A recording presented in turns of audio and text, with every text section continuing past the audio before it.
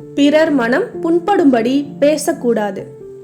முன்பொரு காலத்தில் விஜயபுரி என்ற நாட்டை விஜயவர்மன் என்ற மன்னன் ஆட்சி செய்து வந்தார்.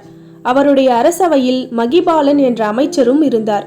நகைச்சுவை உணர்வும் புக்தி கூர்மையும் நிறைந்திருந்த அவர் சமயத்திற்கு ஏற்றபடி பேசும் ஆற்றலும் பெற்றிருந்தார். ஆனால் அவர் தோற்றத்தில் மிகவும் குள்ளமாக இருந்தார். ஒரு சமயம் மன்னன் விஜயவர்மன் அவரை பக்கத்து நாட்டிற்கு தூதுவராக அனுப்பினார். ஆனால் அந்த நாட்டு மன்னரோ பிறர் மனம் புண்படும்படி பேசுவதில் விருப்பமுடையவராக இருந்தார். அதில் அவருக்கு ஒரு மகிழ்ச்சி. தூதுவராக வந்த அமைச்சர் மகிபாலன் குள்ளமாக இருப்பதை பார்த்த அவனுக்கு மகிழ்ச்சி தாங்கவில்லை. உடனே அந்த மன்னனும் அமைச்சரை பார்த்து, தூதுவனாக அனுப்ப உன்னை விட சிறந்த ஆள் கிடைக்கவில்லையா? இவ்வளவு குள்ளமாக இருக்கும் உன்னை போய் தூதுவராக அனுப்பியிருக்கிறாரே உங்கள் மன்னன் என்று கேலியாக கேட்டார். இந்த பேச்சை கேட்டு அமைச்சர் மகிபாலனுக்கு கோபம் தலைக்கு ஏறியது.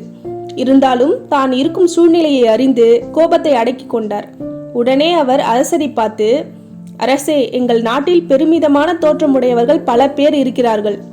அவர்கள் உருவத்தை பார்த்தால் அனைவரும் ஆச்சரியப்பட்டு போவார்கள். அவர்கள் எழுந்தால் அவர்களின் தலை சூரியனை மறைக்கும். ஒரு அடி எடுத்து வைத்தால் 1 கிலோமீட்டர் தூரம் போவார்கள் என்றார். இதை கேட்ட அந்த அரசன், அப்படிப்பட்டவர்கள் உங்கள் நாட்டில் இருந்தால் உன்னை போன்ற ஒரு குள்ளனை ஏன் தூதுவனாக இங்கு அனுப்பி வைத்தார்கள் என்று கேட்டான். இதனால் அமைச்சர் பெரும் மனவேதனையை அடைந்தார். உடனே அவர், அரசே, எங்கள் நாட்டிற்கு ஒரு வழக்கம் உண்டு. அந்த வழக்கத்திற்கு ஏற்ப என்னை இங்கே தூதுவனாக அனுப்பியுள்ளார்கள் என்றார். உங்கள் நாட்டின் வழக்கம்தான் என்ன என்று குத்தலாக கேட்டான் அரசன். உடனே அமைச்சர் பின்வருமாறு பதிலளித்தார். அரசே, ஒவ்வொரு நாட்டின் இயல்புகளுக்கு ஏற்றபடி தூதர்களை அனுப்புவது எங்கள் மன்னரின் வழக்கம். அறிவு உள்ள அரசர்கள் ஆளும் நாட்டிற்கு அறிவுள்ள தூதர்களை அனுப்புவார். முட்டாளான அரசர் ஆளும் நாட்டிற்கு முட்டாளை அனுப்புவார். எங்கள் நாட்டிலேயே வடிகட்டிய பெரிய முட்டாள் நான் தான். அதனால்தான் என்னை இந்த நாட்டிற்கு தூதுவனாக அனுப்பியுள்ளார் என்றார். இதை கேட்டதும் அந்த அரசர் அவமானத்தால் தலைகுனிந்தார்.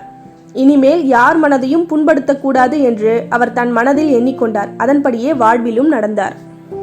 இந்த கதையோட நீதி, பிறர் மனம் புண்படும்படி பேசக்கூடாது. அவ்வாறு பேசுபவர்கள் தாங்களே அவமானப்பட வேண்டி வரும்.